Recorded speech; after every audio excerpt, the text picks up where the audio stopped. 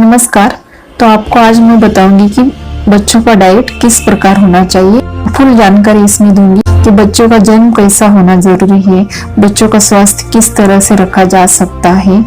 तो चलिए शुरू करते हैं, क्योंकि ये टॉपिक बड़ा महत्वपूर्ण होने वाला है। हमारे देश भविष्य की पीढ़ियां इसी टॉपिक के ज्ञान पर आधारित है। तो चलिए शुरू करते हैं, क्योंकि बच्चों का स्वास्थ्य आजकल बहुत ज्यादा बिगड़ता जा रहा है। क्योंकि गर्भावस्था से लेकर बच्चों के जन्म के बाद 10 साल की उम्र तक खास करके हमें ये ध्यान रखना है कि बच्चों का डाइट क्या होना चाहिए, डाइट क्या हो और साइंस क्या कहता है इसके बारे में। तो चलिए जानते हैं। तो बहुत ही मनोरंजक तरीके से समझ लेंगे हमारे शारीरिक शास्त्र के बारे में, ठीक है। तो पहली बात क्या आती है कि सिजेरियन डिलीवरी। तो बच्चों का जन्म किस तरीके से होना चाहिए। बच्चों का जन्म नॉर्मल तरीके से होना आवश्यक है। सिजेरियन डिलीवरी एक व्यापार जैसा बन गया है। जब बच्चा बर्थ कैनल से गुजरता है, नीचे की व्यवस्था यह है कि उसे माँ की कोख से ही बॉर्डर प्रोटेक्शन वॉल का बिल्टअप होना शुरू हो जाता है। सिजेरियन डिलीवरी का सबसे बड़ा नुकसान क्या है, यही है बॉर्डर प्रोटेक्शन वॉल बिल्कुल ही डेवलप ना होते हुए बच्चों को बाहर निकाल लिया जाता है, ठीक है। फिर से उस बच्चे की इम्यूनिटी बहुत ज्यादा कम हो जाती है, क्योंकि उसकी जो इम्यूनिटी है ना बहुत ज्यादा कम हो जाती है, बार बार बीमार पड़ता रहता है। तो इसका सिजेरियन डिलीवरी का सबसे बड़ा कारण क्या होता है कि बच्चों की इम्यूनिटी डेवलप नहीं हो पाती है, ठीक है। उसके बाद हम दूसरी ओर एक गलती करते हैं। वो गलती कौन सी होती है? वो गलती क्या होती है कि वैक्सीनेशन। कहीं पर भी किसी को भी कभी भी किसी भी वैक्सीनेशन की जरूरत नहीं होती है, ठीक है। अगर वैक्सीनेशन किया तो सबसे बड़ा नुकसान क्या होता है, उसकी बॉर्डर प्रोटेक्शन वॉल कॉम्प्रोमाइज हो जाती है, ठीक है। वैक्सीनेशन का सबसे बड़ा नुकसान क्या होता है, बॉर्डर प्रोटेक्शन वॉल कॉम्प्रोमाइज हो जाती है। वैक्सीनेशन की वजह से बैड बैक्टीरिया और वायरस के साथ गुड बैक्टीरिया भी मारे जाते हैं। फिर इम्यूनिटी वीक हो जाती है और बच्चे हमेशा बीमार रहते हैं। कभी कभी एपिलेप्सी या ऑटिज्म का भी शिकार होते हैं। कभी कभी इसमें मौत भी हो जाती है बच्चों की, ठीक है। ये वैक्सीनेशन जो है आपको सोच समझ के करना चाहिए, ठीक है। और एक बात आती है, हमारे यहाँ खुशी का माहौल होता है और बच्चे का जन्म होने वाला होता है और दुनिया में कुछ लोग इसका फायदा भी उठाते हैं। ये हमारा वीक पॉइंट बन जाता है, ठीक है। जानकारी ठीक से ना हो तो बच्चे की सेहत की बड़ी समस्या तो होती है और पैसा भी वेस्ट हो जाता है। देखिए, हमारा अज्ञान और इंडस्ट्री का षड्यंत्र।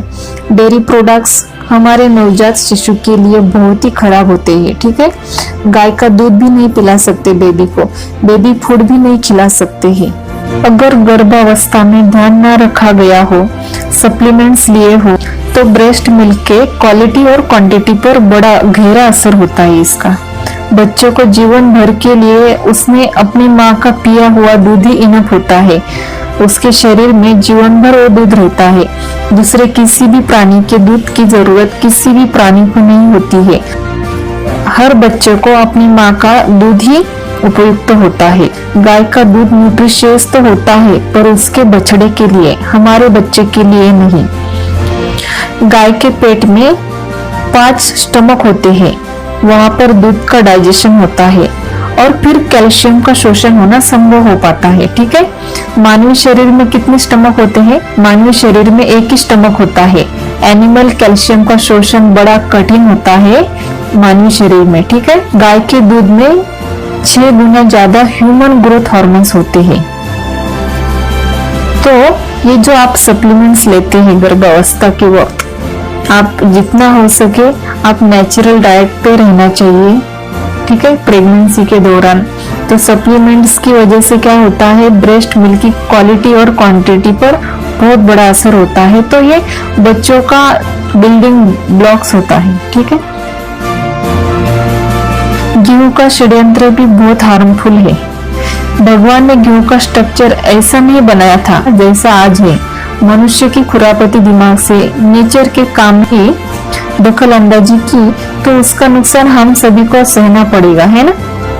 तो पैसे के लिए गेहूं का बड़ा उत्पादन बढ़ाने के लिए उस गेहूं के प्रोडक्ट्स बनाने में आसानी हो, इसलिए उसके प्रोटीन स्ट्रक्चर में मनुष्य ने बदल किया है और उसके प्रोटीन को ज्यादा कठिन बना दिया है। ठीक है, और फिर देखते देखते सारी दुनिया बीमारी का शिकार होती जा रही है। बच्चों पर बहुत बुरा असर हुआ है इसका, इस गेहूं का। ठीक है, क्योंकि cereals, baby foods, fast food, bakery products, रोटी, चपाती, पूरी वगैरह कई सारे प्रोडक्ट्स गेहूं से बनाए जाते हैं और यही प्रोटीन की वजह से ग्लूटेन इंटॉलरेंस की समस्या बहुत ज्यादा हो गई है। ठीक है, क्या क्या होता है इसकी वजह से? Allergy, sinus, asthma, diabetes type 1 से लेकर कई सारी बीमारियां इस वजह से शुरू हो गई है। उसके लिए सॉल्यूशन है मिलेट्स का। ऐसा ग्रेन की सिर्फ 4 बारिश में ही तैयार हो जाता है। तो ये ग्रेन्स जो है मिलेट्स, इसके ऊपर मेरा एक अलग से वीडियो हो जाएगा। इसकी पूरी जानकारी इस वीडियो में आपको बताना चाहूंगी, क्योंकि ये 5-6 प्रकार के मिलेट्स होते हैं।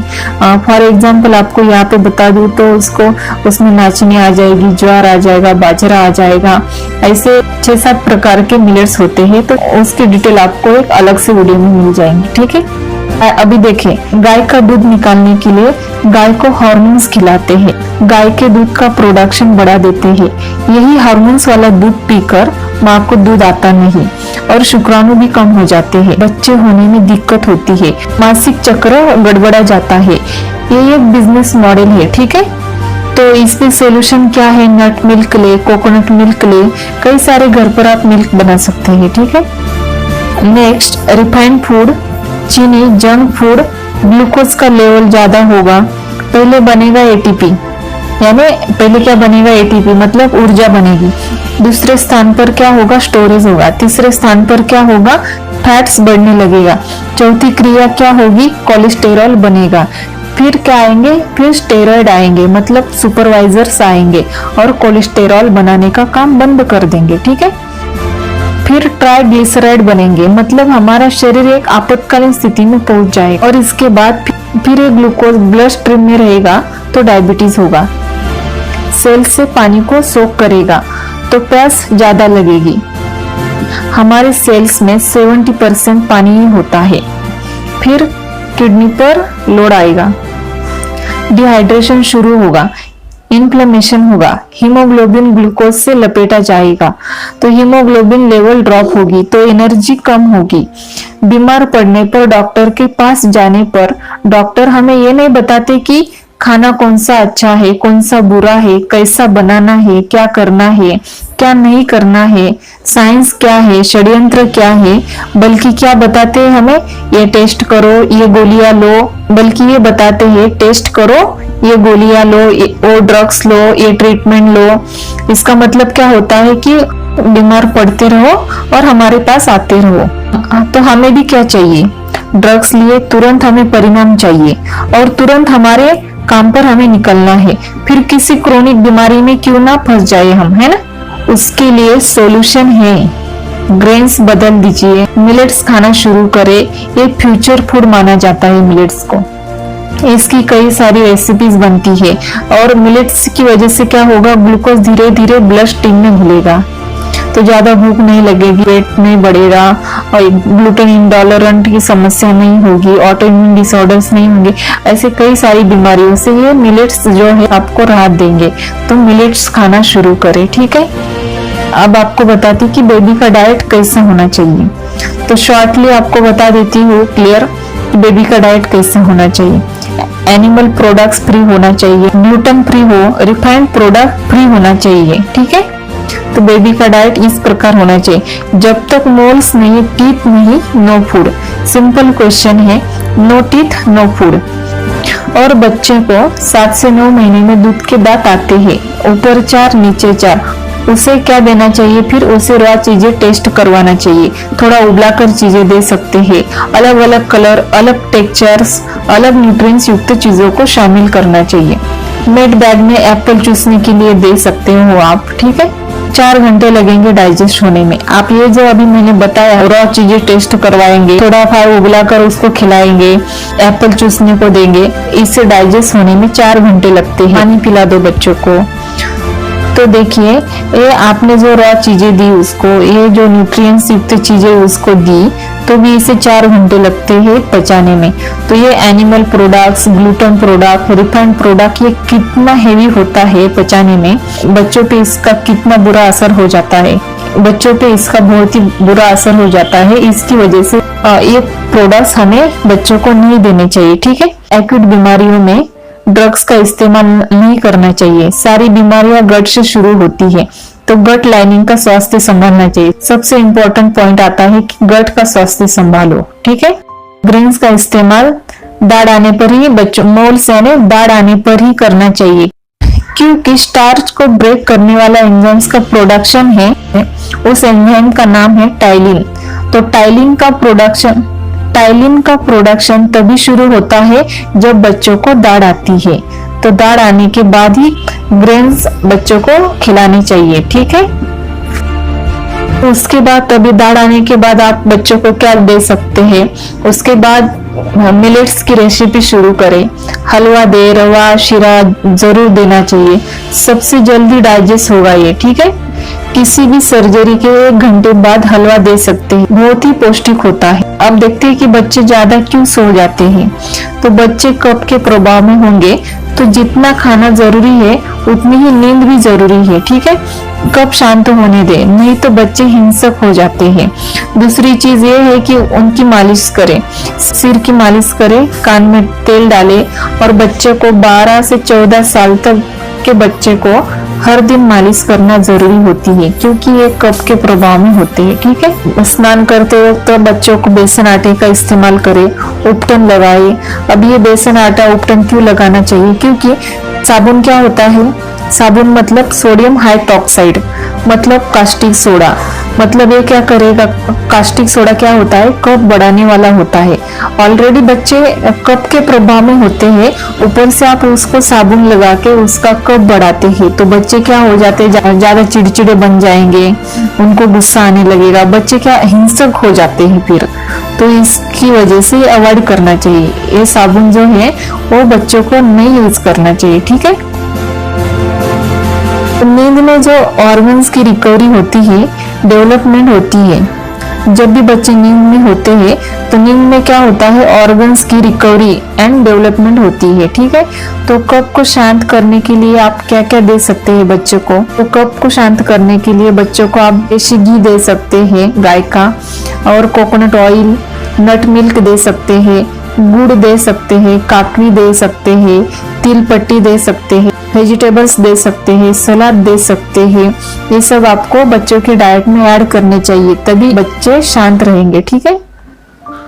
तभी बच्चों का स्वास्थ्य अच्छा रहेगा और बच्चे हिंसक नहीं बनेंगे, उनका कफ शांत हो जाएगा तो अच्छे से खेलने कूदने लगेंगे, ठीक है। और क्या आगे क्या आएगा कि 14 साल से आगे क्या होता है, 14 साल के आगे पित्त प्रवृत्ति बढ़ने लगती है। तो उसके लिए क्या करना चाहिए आपको, ब्रह्म मुहूर्त पर उठे, प्राणायाम करे, योगा करे, नीम का दातुन करना बहुत जरूरी होता है। नीम का दातुन करेंगे तो आपके दांत हमेशा हेल्दी रहेंगे। सूर्य नमस्कार करे, सूर्य स्नान बहुत जरूरी होता है। आंखों की केयर करना जरूरी होती है, आंखों की केयर करे। अब देखते हैं बच्चों के लिए कौन सा हर्ब सबसे बेस्ट होता है। एलोवेरा बच्चों के लिए बेस्ट हर्ब है, घर पर लगा सकते हैं। कान की समस्या हो, बालों की समस्या हो, मसूड़ों की समस्या हो, आंतों की समस्या हो, त्वचा की समस्या हो, ऑल इन वन है एलोवेरा। फ्रेश रस निकाले, पिए या त्वचा पर लगाए। अब देखते हैं आगे की घर पर क्या क्या बनाया जा सकता है। तो आप घर पर ब्रेड बना सकते हैं, केक बना सकते हैं, कैडबरी बना सकते हैं, घर पर बना सकते हैं सब। दूध बना सकते हैं, दही बना, योगर्ट यानी दही बना सकते हैं, बटर घर पर बना सकते हैं, लस्सी बना सकते हैं, चॉकलेट घर पर बनाया जा सकता है, बिस्किट घर पर बना सकते हैं, प्रोटीन पाउडर घर पे बना सकते, और क्या नहीं बना सकते हम, कड़ी पत्ता पाउडर घर पर बनाए, और बच्चों को मिट्टी में खेलने दे, ये सबसे इम्पोर्टेंट बात, ठीक है। अब यहाँ पे कोकोनट ऑयल बच्चों को देने के लिए बोली, तो कोकोनट ऑयल में क्या क्या होता है, कोकोनट ऑयल किस प्रकार काम करता है हमारे शरीर में, तो कोकोनट ऑयल के बेनिफिट्स क्या क्या होते हैं। कोकोनट ऑयल जो है वो हाईली एंटीबैक्टीरियल होता है, एंटी फंगल होता है, एंटी माइक्रोबाइल होता है, एंटीवायरल होता है, एंटीऑक्सीडेंट होता है, एंटीऑक्सीडेंट टू बूस्ट इम्यूनिटी वाला होता है। ठीक है, अभी देखते हैं ब्रेस्ट मिल्क में लोरिक एसिड होता है। इसका प्राइमरी फंक्शन क्या होता है? क्या है इसका प्राइमरी फंक्शन?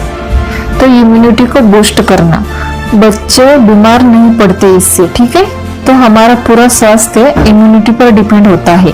तो लो इम्यूनिटी बहुत सारी बीमारी आती है, हाई इम्यूनिटी नो बीमारियां। और बच्चों के लिए माँ का दूध सर्वोत्तम होता है।